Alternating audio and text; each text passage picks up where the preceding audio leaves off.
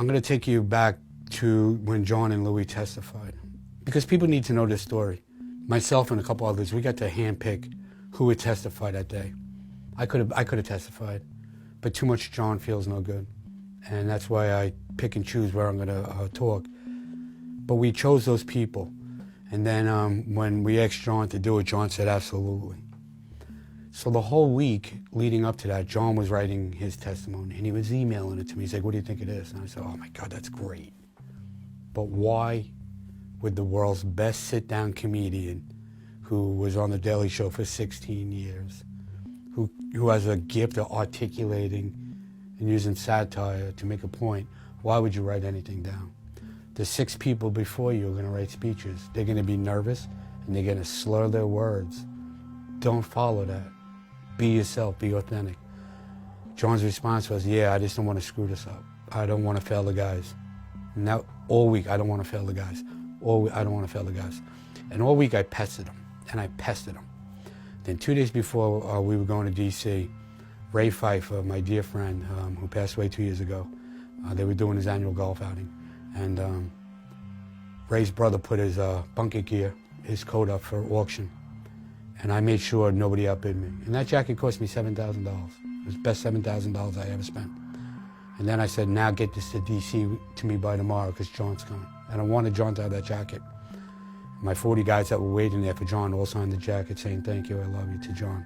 But before I took Jon and I met him outside of the Rayburn building in D.C., after pestering him all night, I knew I had to get to him. And I wrote Jon a letter on my letterhead. And it said, "Dear Jon, this is my first official Dear Jon letter in 52 years on this planet. I miss and I love my mother dearly. I miss and I love Ray dearly. Don't ever make me miss you, because I love you dearly." And he started hysterical crying, and I cried with him. And I knew I was eventually going to get the Jon that I wanted. And then we took him inside. When we got there, they were waiting in the hallway with the jacket, and he lost it. So when everybody went into the committee room, they sequestered us off into a side room. Jon was still going over his speech, and I said, "Dude, put that away. Just put it away." He's like, "Yeah, I'm thinking about it." And he's tapping his pen, he's writing notes. I said, "I'm telling you." I said, "I will kick your ass, put that shit away." When they called us out there, everybody started testifying. And I was texting Jon. So if you watch the whole video of that hearing, you'll see me and Jon communicating a lot by whispering, by texting, and I was just getting under his skin.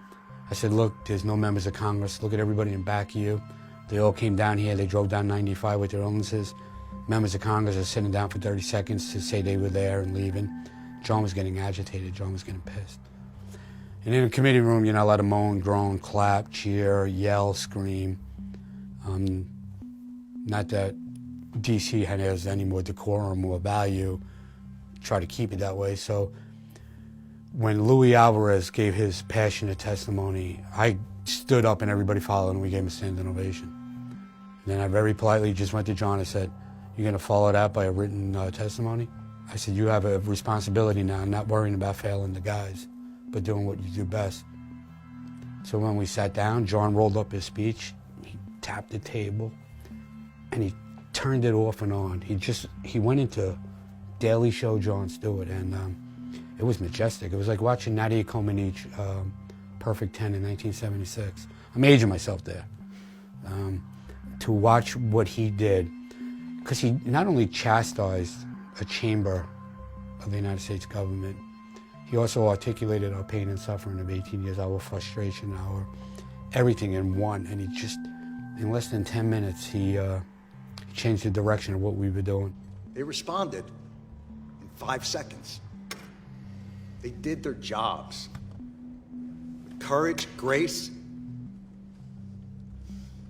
tenacity, humility. 18 years later, do yours. Thank you.